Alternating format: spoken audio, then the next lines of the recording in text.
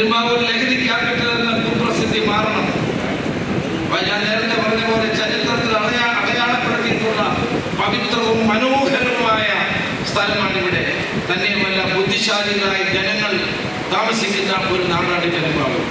പെരുമ്പാവൂരിൽ ലഹരി ഉപയോഗിക്കുന്നവർ കൂടുതൽ ഒരുപക്ഷെ അതിഥി തൊഴിലാളികളാകാം. പക്ഷേ വ്യാപനം നടത്തുന്നവർ മാത്രമല്ല, മലയാളികളുമുണ്ട്.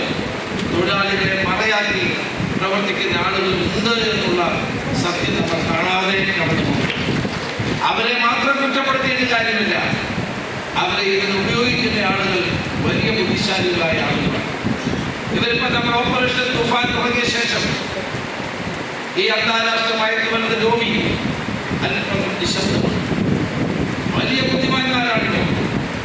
അവരിപ്പോൾ ചെയ്തിട്ട് പോലീസിന്റെ ഒരു ആരോഗ്യ ശുചിത്വമാണ്.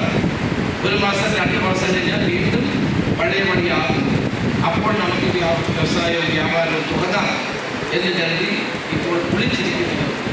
അവരോട് ഞാൻ പറയാൻ ആഗ്രഹിക്കുന്നു, നിങ്ങൾ ഈ പണി നിർത്തിയില്ലെങ്കിൽ ഒരു സംശയവും വേണ്ട, നിങ്ങളുടെ കൈകളിൽ വിലം വീഴും എന്ന കാര്യത്തിൽ സംശയമാണ്. പൊളിച്ചെഴുതണം. നമുക്ക് പെരുമ്പാവൂരിന്റെ ദുഷ്പേര്, ഈ നാടിന്റെ മഹിമയും അന്തസ്സും ഉയർത്തിപ്പിടിക്കാൻ നമുക്ക് ഒട്ടുമിച്ച് പരിശ്രമിക്കണം എന്നുള്ളതാണ് എനിക്ക് പറയാനുള്ളത്.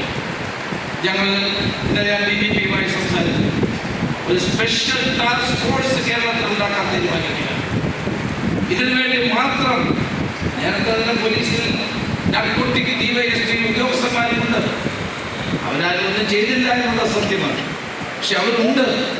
ഞങ്ങൾ ആ സിസ്റ്റത്തെ ഒന്ന് മാറ്റാൻ പോവുകയാണ്. Special task force for operation Toofan ആരംഭിക്കാൻ തീരുമാനിച്ചിട്ടുണ്ട്. ആവശ്യാനുസരണമുള്ള വാഹനങ്ങൾ, ആവശ്യാനുസരണമുള്ള പോലീസ് ഉദ്യോഗസ്ഥന്മാർ ഈ നാർക്കോട്ടിക്കിനെതിരായിട്ടുള്ള പോരാട്ടത്തിൽ ഓപ്പറേഷൻ തുഫാനോടൊപ്പം നിർത്താൻ അവരെ നിയമിക്കാൻ നമ്മുടെ സംസ്ഥാന പോലീസ് മേധാവി തന്നെ തീരുമാനിച്ചിട്ടുണ്ട് എന്നുള്ള സന്തോഷ വാർത്ത കൂടി ഞാൻ നിങ്ങളെ അറിയിക്കുകയാണ്. അതോടൊപ്പം തന്നെ ഇങ്ങനെ ഒരു പരിപാടി നടന്നുകൊണ്ട് മാത്രം ഈ ലഹരി വ്യാപനം പൂർണ്ണമായി നിർത്താൻ കഴിയുമെന്ന് ഞാൻ വിശ്വസിക്കുന്നില്ല. അത് ഞാൻ നേരത്തെ പറഞ്ഞ പോലെ തുടർ പ്രക്രിയയാണ്. ഈ പ്രക്രിയയ്ക്ക് ജനങ്ങളുടെ സഹകരണം ഉണ്ടാകും, തദ്ദേശ സ്വയംഭരണ സ്ഥാപനങ്ങളുടെ സഹായം ഉണ്ടാകും, MLA-മാരും MP-മാരുടെ ഞാൻ എല്ലാവർക്കും കത്തയച്ചിട്ടുണ്ട്. ഇപ്പോൾ 140 MLA-മാർ രാഷ്ട്രീയം മറന്ന് ഈ പരിപാടിയിൽ സംബന്ധിക്കുന്നു എന്നുള്ളതാണ് ഇതിന്റെ ഏറ്റവും വലിയ പ്രത്യേകത. അടിയോടെ ലഹരി ശൃംഖല തകർത്തിട്ട് മാത്രമേ കേരള പോലീസ് പിൻവാങ്ങുകയുള്ളൂ എന്ന് തന്നെ പറയാൻ ഞാൻ ആഗ്രഹിക്കുന്നു. ഒരു സംശയവും വേണ്ട, ഈ മരണത്തിന്റെ വ്യാപാരികളെ നമ്മൾ നിലയ്ക്ക് നിർത്തിട്ട് തന്നെ ചെയ്യും. അതോടൊപ്പം തന്നെ ഇവിടെ അമ്മമാർ തങ്ങളുടെ മക്കൾ ലഹരി ഉപയോഗിക്കുന്നു എന്ന് മനസ്സിലാക്കി കരയുന്ന അവസ്ഥ കേരളത്തിൽ ഉണ്ടാകാൻ പാടില്ല.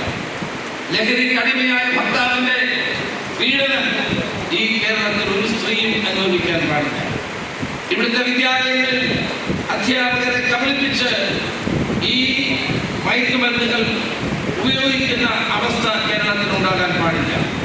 ഇവിടുത്തെ പെൺകുട്ടികൾ ഭയരഹിതമായി കേരളത്തിന്റെ തെരുവീതികളിലൂടെ നടക്കാനുള്ള അവരുടെ അവകാശം ഞങ്ങൾ പുനഃസ്ഥാപിക്കുന്നു.